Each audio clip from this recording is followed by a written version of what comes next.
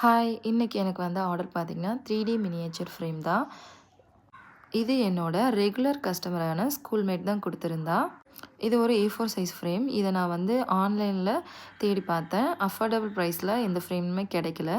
So அப்படி இப்படி தேடி என் வீட்டு பக்கத்துல இருக்க ஒரு ஷாப்ல தான் இத வாங்குனேன். நான் வெறும் ஃப்ரேம் மட்டும் தான் வாங்க போனேன். ஆனா, அங்க 3D மினியேச்சர் கிஃப்ட்லாம் நெறையா இருந்துச்சு. ஸோ இந்த ஃப்ரேம்க்கு தேவையான எல்லாத்தையும் வாங்கிட்டேன். அதுக்கப்புறமா பிரிண்ட் எல்லாம் எடுக்க ஆரம்பிச்சுட்டேன். பிரிண்ட் எல்லாத்தையும் எடுத்து அத கட் பண்ணி வச்சுட்டேன்.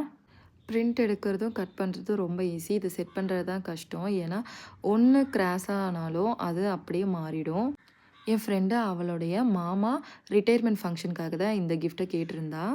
அவங்க மாமாக்கு என்னலாம் பிடிக்கும், அவங்க ஃபேமிலி மெம்பர்ஸ், அப்புறம் இந்த ஃபங்ஷனோட தீம் இத எல்லாத்தையும் வச்சு தான் நான் இந்த 3D மினியேச்சர் பண்ணியிருந்தேன். கிஃப்ட் வேணும்னு கேட்டுட்டு செலக்ட் பண்ணவே 2 டேஸ் எடுத்துக்கிட்டா. ஃபைனலா ஃபங்ஷனுக்கு முன்னாடி நாள் தான் ஃபிக்ஸே பண்ணாளே. அன்னைக்கு சண்டேன்றதுனால நெறைய ஒர்க்லாம் இருந்துச்சு. அதெல்லாம் முடிச்சுட்டு நைட்டு 10:00 மேல தான் ஸ்டார்ட்டே பண்ணேன்.